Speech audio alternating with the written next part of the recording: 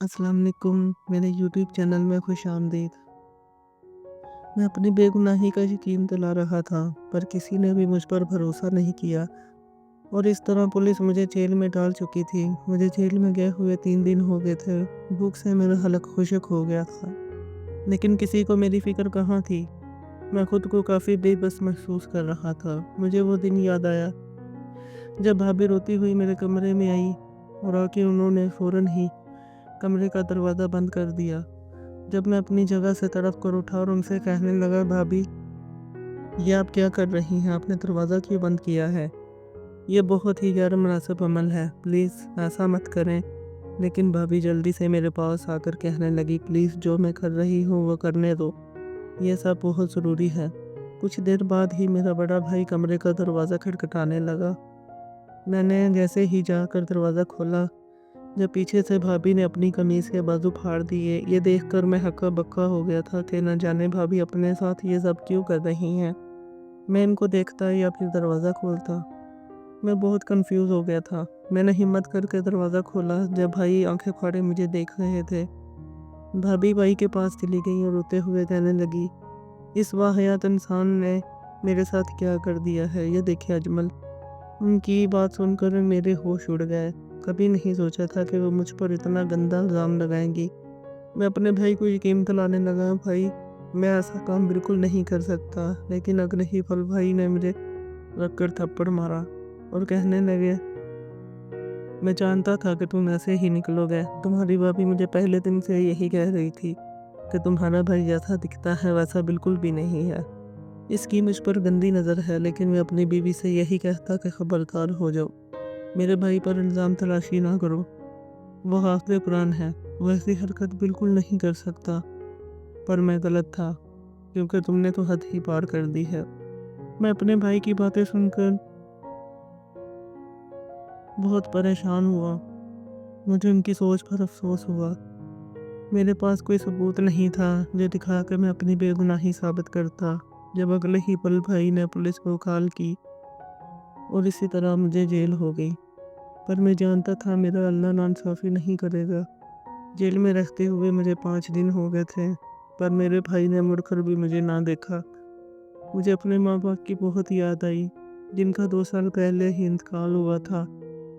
और मुझे लगा था कि मेरा भाई शायद मुझसे मिलने आएगा, पर वो तो अपनी बीवी के साथ मगन हो गया। मेरी भाभी ने ये सब कुछ इसलिए नहीं किया था क्योंकि वो बुरी औरत थी, बल्कि वो ये चाहती थी कि उनकी बहन की शादी मुझसे हो जाती।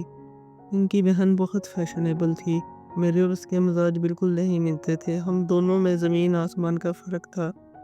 मैंने भाभी को साफ इनकार कर दिया था, तो भाभी अब मुझे धमकी देने लगी थी कि अगर तुमने मेरी बहन से शादी ना की तो मैं तुम्हें रुसवा कर दूंगी। मैंने भाभी से साफ कहा कि देखें भाभी, अल्लाह की ज़ात बेहतर जानती है। अल्लाह कभी भी अपने बंदों को रुसवा नहीं करता। मैं जानता हूँ मेरी नीयत क्या है। मैं आपकी बहन से कभी शादी नहीं कर सकता।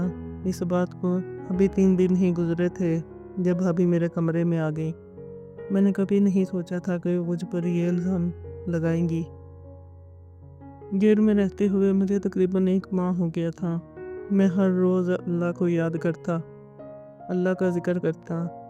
कि मुझे अल्लाह पर यकीन हो गया था कि एक ना एक दिन मेरा भाई मेरे पास ज़रूर आएगा। और फिर वो दिन आ ही गया जब वो मेरे पास आए और मुझे यकीन ही नहीं आ रहा था। मेरा भाई मुझसे कहने लगा कि मुझे माफ़ कर दो। मैं अपनी बीवी की बातों में आ गया था, पर अब मुझे सच्चाई मालूम हो चुकी है कि मेरी बीवी ने तुम पर इल्ज़ाम तराशी की है। मैंने कभी नहीं सोचा था कि वो इस हद तक गिर जाएगी, लेकिन अब दूध का दूध और पानी का पानी हो गया है। इसी तरह मैं जेल से बाहर आ गया और अपने भाई के गले लगकर कूट-कूट कर रोने लगा। मैं घर गया तो भाभी का कोई नामो-निशान नहीं था। मैंने अपने भाई से पूछा कि भाभी कहाँ है?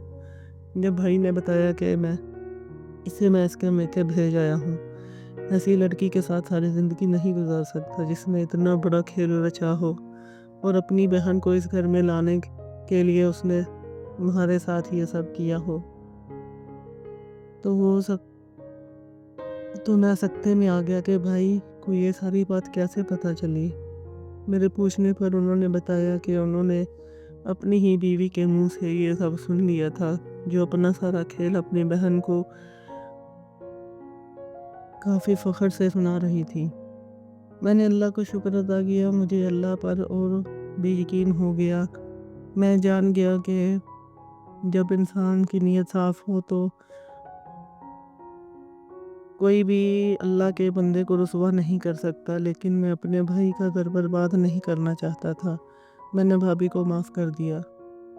میری بھابھی اب سدھر چکی ہیں۔